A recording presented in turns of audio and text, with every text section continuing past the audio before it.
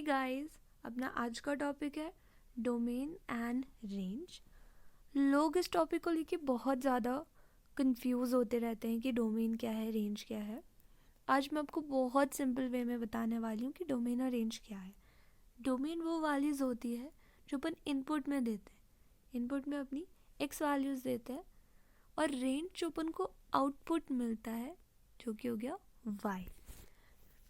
जैसे अपन के पास यहाँ पे दो सेट है, सेट ए और सेट बी। अपन यहाँ पे देख लें, सेट ए के अंदर अगर अपन को बताना है कि डोमेन क्या क्या है, तो डोमेन का पार्ट होगा ए, बी, सी और ई। अब अपन ने डी को डोमेन का पार्ट क्यों नहीं लिया? क्योंकि डी की मैपिंग अपन ने सेट बी के किसी भी एलिमेंट के साथ नहीं की है, तो वो डोमेन का पार्ट नहीं होगा। अगर अपन इसकी एक जनरल डेफिनेशन पढ़ें, domain of a function F x is set of all values for which function is defined.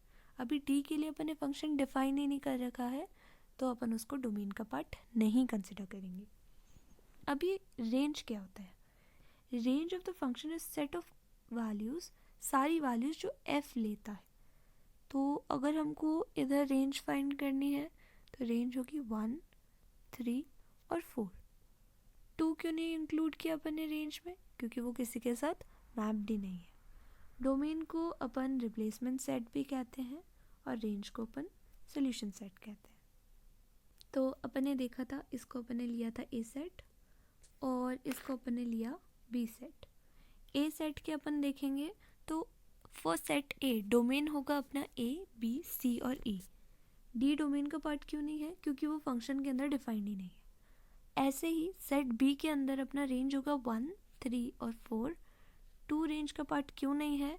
क्योंकि 2 is not in the range since there is no letter in the domain that get mapped to the 2। A के अंदर ऐसा कोई भी element नहीं है जो अपन ने 2 के साथ मैप कर रखा है, तो 2 will not be the part of range. अभी अपन यहाँ पे एक छोटा सा एग्जाम्पल ले लेते हैं। इस एग्जाम्पल में हमको एक रिलेशन गिवन है आर, और इस रिलेशन के लिए अपन को डोमेन और रेंज की वैल्यूज़ फाइंड करनी। अपन ने देखा डोमेन क्या होता है, इनपुट वैल्यूज़ एक्स।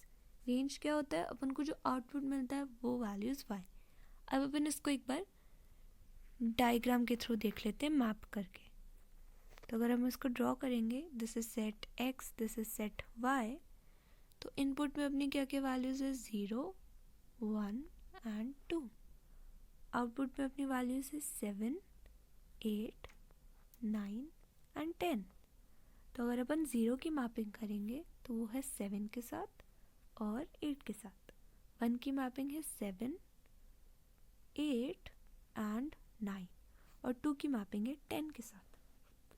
तो एक ही एलिमेंट 2 एलिमेंट के साथ मैप्ड है, ये तो गलत बात है।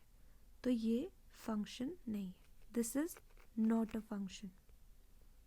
फॉर सेट एक्स डोमेन के अंदर वैल्यूज आती है 0, 1, 2, क्योंकि हर वैल्यू सेट वाई की किसी ना किसी वैल्यू के साथ तो मैप्ड है, तो वो डोमेन का पार्ट होगा। सिमिलरली वाई की वैल्यूज किसी ना किसी डोमेन एलिमेंट के साथ कनेक्टेड है, तो वो रेंज का पार्ट होंगी। But this is not a function, क्योंकि 0 और 1 एक से ज़्यादा वैल्यूज के साथ मैप्ड है।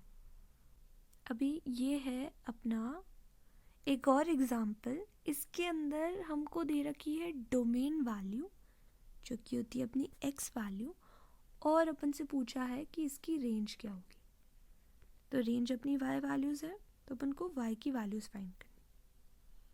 अपन देखें ध्यान से तो इसने इंटरवल दे रखा है -1 से 1 डोमेन का, और ये फंक्शन डिफाइंड नहीं है -1 से 1, तो अपन ने यहाँ पे ओपन सर्कल डाल दिया है। तो अपन रेंज देखते हैं वाई डायरेक्शन में। 0 से 1 तक अपना रेंज है, बट 1 अपन इंक्लूड नहीं करेंगे क्योंकि वो डोमेन के अंदर इंक्लूडेड नहीं है। The graph of this function is shown, no the open circle which show that the function is not defined as x is equals to -1 and x is equals to 1। तो y की value अपनी कितने से कितने में range करेगी, 0 से 1 तक, जिसके अंदर 0 इंक्लूडेड होगा बट 1 इंक्लूडेड नहीं होगा। तो ये है अपना आंसर। गाइस, अगर आपको मेरा वीडियो पसंद आया तो प्लीज़ लाइक करें और अपने फ्रेंड्स के साथ शेयर करें। Thank you.